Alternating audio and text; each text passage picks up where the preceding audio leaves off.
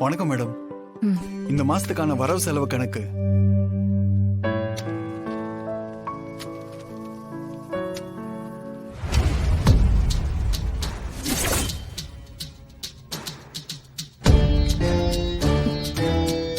என்ன இந்த மாசம் ஃபீஸ் இவ்ளோ கம்மியா இருக்கு?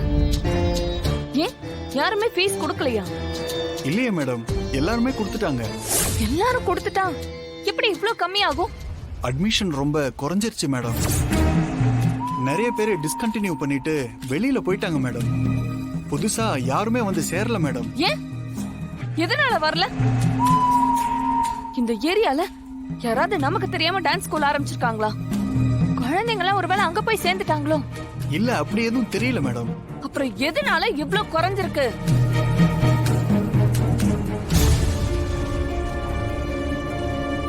மேடம்,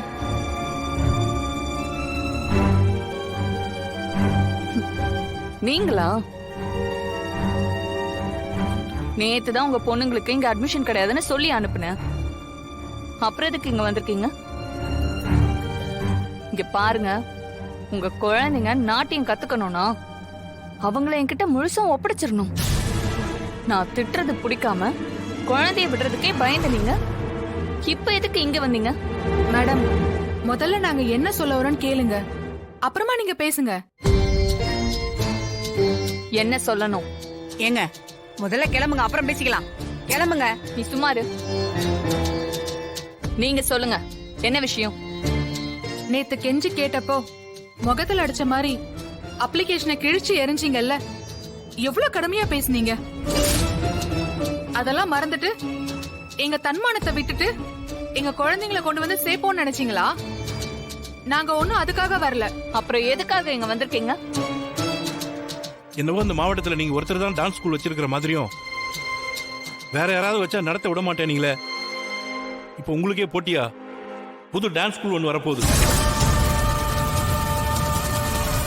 இங்க உங்ககிட்ட அடி வாங்கின குழந்தைங்களும் திட்டு வாங்கின குழந்தைங்களும் அங்கதான் போய் சேர போறாங்க. ஏன்னா அந்த டான்ஸ் சொல்லி கொடுக்கிற டீச்சர் அவ்வளவு அன்பா சொல்லி கொடுக்கறாங்க. அதனால குழந்தைங்களை எல்லாரும் அங்கதான் கொண்டு போய் சேர்க்க போறாங்க. நானும் என் பொண்ண அங்கதான் சேர்க்க போறேன். இத உங்ககிட்ட சொல்லிட்டு போலாம் தான் வந்தோம். கடைசியில நீங்க தான் இந்த ஸ்கூலை இழுத்து மூடிட்டு போக போறீங்க.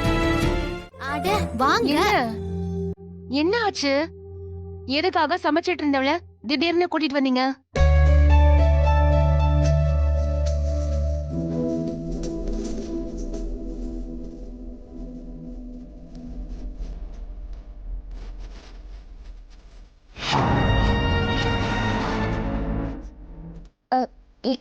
இது என்ன பெரியம்மா?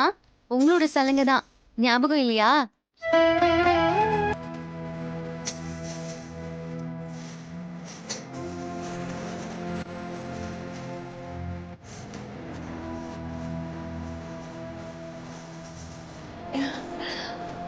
மாயா, இத எங்க இருந்து எடுத்த? பரணையில இருந்த பெட்டியில இருந்து மாயா எடுத்திருக்கா. ஆனா இப்ப எதுக்காக எடுத்த? நீங்க பரதம் ஆடி எத்தனை வருஷம் ஆச்சு. நான் இத உங்க கால்ல கட்டி விட போறேன். இன்னைக்கு எங்களுக்காக நீங்க ஒரு பாட்டுக்கு ஆடணும்.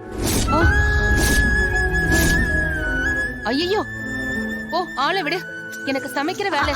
ஐயோ பெரியம்மா, ஐயோ என்ன பெரியம்மா, என்ன ஆளை விடுன்னு சொல்றீங்க? உங்களுக்கு ஒரு விஷயம் தெரியுமா? என்ன? நான் டான்ஸ் ஸ்கூல் ஆரம்பிக்கணும்னு நினைச்சது எனக்காக மட்டும் இல்ல, உங்களுக்காகவும் தான். என்ன மாயா சொல்ற? ஆமா பெரியம்மா, உண்மையை சொல்லுங்க. உங்களுக்கு டான்ஸ் ஸ்கூல் ஆரம்பிக்கணும்னு ஆசை இருக்குதானே?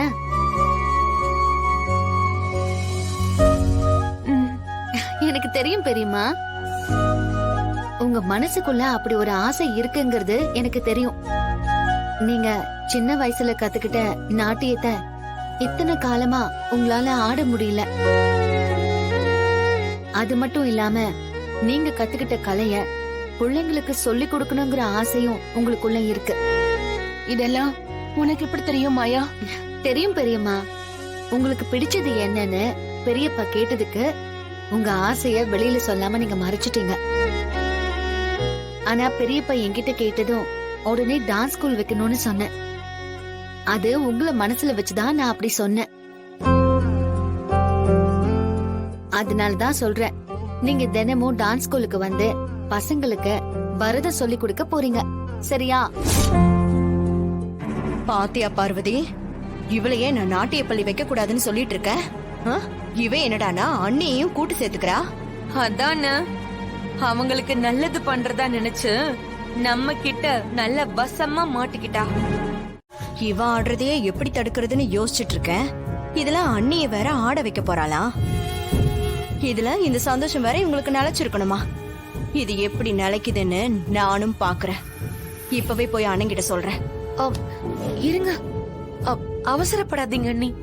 எல்லாத்தையும் உடனே உடனே பண்ணா எந்த பலனும் கிடைக்காது. இதெல்லாம் சொல்ல வேண்டிய இடத்துல சொல்ல வேண்டிய நேரத்துல சொல்லணும். புரியல. மாமா கிட்ட எப்ப போட்டு கொடுக்கணும்னு நானே சொல்றேன், அப்ப போட்டு கொடுத்தா போதும். ம்? நீ சொன்னா சரியாதான் இருக்கும். ம். அன்னைக்கு நான் என் அதிகாரத்தை நிலைநாட்டணுங்கிறதுக்காக நான் ஆசைப்பட்டதை சமைக்க சொன்னா அதை நீங்க செய்யல. என் புருஷன் முன்னாடியே நான் அசிங்கப்படுத்தினீங்கல்ல, எனக்கும் அவருக்குள்ள இருக்கிற சண்டையும் அதிகப்படுத்துற மாதிரியே பண்ணீங்க. இப்ப உங்க புருஷனுக்கும் உங்களுக்கும் சண்டை வரத்துக்கு ஒரு நல்ல வாய்ப்பு வந்திருக்கு. இத வச்சு உங்களுக்குள்ள சண்டையை மூட்டி விடுறேன். புருஷன் பொண்டாட்டி சண்டை போட்டு பேசாம இருக்கிறது எவ்வளவு கஷ்டம்னு உங்களுக்கு நான் புரிய வைக்காம விட மாட்டேன்.